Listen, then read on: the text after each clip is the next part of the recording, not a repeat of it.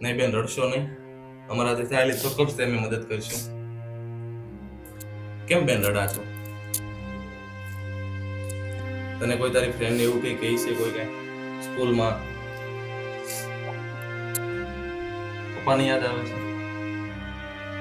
તો હવે બેન પપ્પા તો છે નહીં, હવે તારા મમ્મીનું તારા ભાઈનું તારે જ ધ્યાન રાખવું પડશે.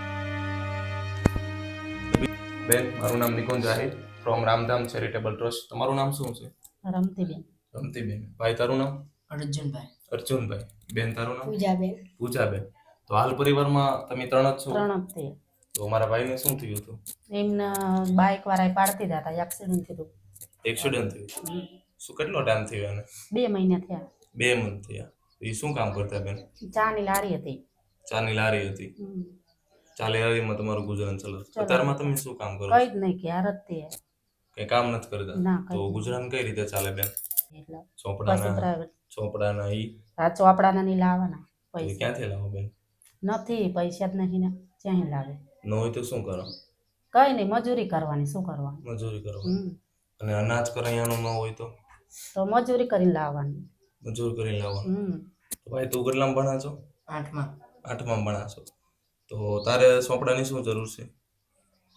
જરૂર છે બધું ચોપડાની. શેની છે? ચોપડાની. બીજા તારે? મારે ચોપડા ને સાયકલ. ચોપડાની અને સાયકલની. કેટલી સ્કૂલ દૂર થાય અહીંથી? દૂર તો થાય છે. 1 કિલોમીટર જેવું છે ને? 1.5 કિલોમીટર. 1 કે 2 કિલોમીટર હશે. 1 કે 2 કિલોમીટર. અત્યારમાં શું માં જાવ તમે? હાલીને જાય. 2 કિલોમીટર ચાલીને જાવ છો સ્કૂલે? તો સાયકલ મળી હોય તો ચાલવાઈને ના જવું પડે.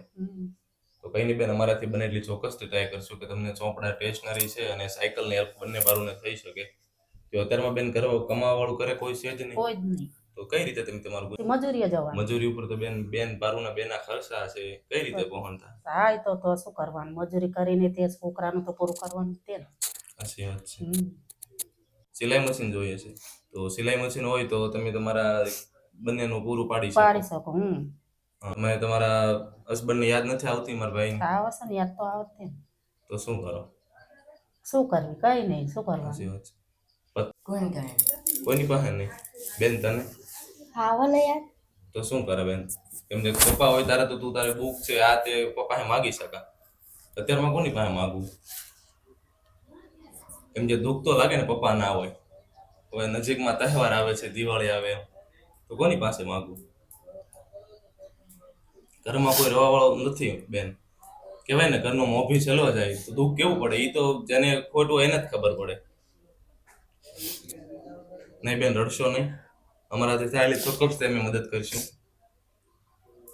કેમ બેન રડા છો? તને કોઈ તારી ફ્રેન્ડ એવું કઈ કહી છે કોઈ કઈ સ્કૂલમાં? પપ્પાની યાદ આવે છે? તો હવે બેન પપ્પા તો છે નહીં, હવે તારા મમ્મીનું તારા ભાઈનું તારે જ ધ્યાન રાખવું પડશે. તો બીજું શું જરૂર છે કરિયાણામાં બેન? જે મળે ઘઉં ચોખા ગમે મળે. ઘઉં ચોખા કરિયાણાની જરૂર છે. તો કઈ નહીં બેન, ને પરિવારમાં હાલ એક બેન છે, એક છોકરો છે અને એક બેન છે અને એના હસબન્ડ એક્સપાયર થઈ ગયા છે. એટલે ખૂબ જ ગંભીર પરિસ્થિતિ છે અને બેનને 2 થી 3 કિલોમીટર ચાલીને દૂર સ્કૂલે જવું પડે છે એમ. એટલે એક સાયકલની જરૂર છે બંને બહેન ભાઈઓની, કેમ કે 2 કિલોમીટર ડેઈલી ચાલીને જવાનું એથી આવવાનું. એટલે એક સાયકલની હેલ્પ થઈ જાય અને રાશન કરિયાણાની હેલ્પ થઈ જાય તો આ પરિવાર એના આપણે દુઃખમાં તો થોડો ઘણો સહયોગ આપી શકીએ. તો કઈ નહીં, વિડીયોને બને એટલો ચોક્કસથી શેર કરો જેથી કરીને આ ફેમિલીની હેલ્પ બની શકે. બેન અમને 5 થી 10 મિનિટ આપો, અમે રાશનની કરિયાણાની કીટ લઈને આવી. બેન તમને આ રાશન કરિયાણાની મદદ કરી છે, શું કહેશો? સારું. કહીને અમને આશીર્વાદ આપો કે અમે આવા નિરાધાર લોકોની હેલ્પ કરતા રહીએ. હા, વાંધો નહીં. તો શું થયું તમારા ભાઈને? એક્સિડન્ટ થયો. કઈ જગ્યાએ બેન? અહીં બાવળા ટેટર ચોકડી. ત્યાં શું કરવા જતા અમારા બેન? ચાની લારી હતી તે વહેલા અહીંયા જતા. ચાની લારી હતી એટલે વહેલા જતા. હતા. તો મતલબ ચા વેચતા અને એ રીતે તમે તમારું ગુજરાન ચલાવતા. શું જોઈએ છે બેન? સિલાઈ મશીન. સિલાઈ મશીન જોઈએ છે. કેમ સિલાઈ મશીન? એટલે હું મારા મમ્મીની અને મારા ભાઈની મદદ કરી શકું. એટલે ઘરમાં મદદ કરવા માટે સિલાઈ મશીનની જરૂર છે એમ. કઈ નહીં બેન, ચોક્કસથી અમે એવી ટ્રાય કરશું કે તમને એક સિલાઈ મશીનની હેલ્પ થઈ શકે એમ.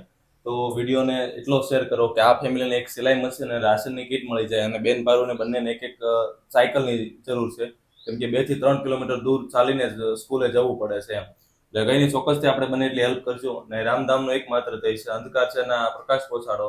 તમારી આજુબાજુ કોઈ પણ એવા નિરાધાર લોકો હોય તો ચોક્કસથી રામધામ ચેરિટેબલ ટ્રસ્ટનો કોન્ટેક્ટ કરજો. અને જો કોઈ ફેમિલીને હેલ્પ કરવા ઈચ્છતું હોય તો રામધામ ચેરિટેબલ ટ્રસ્ટનો નીચે નંબર આપેલો છે, ચોક્કસથી અમારો કોન્ટેક્ટ કરજો. સારું બેન, જય શ્રી રામ.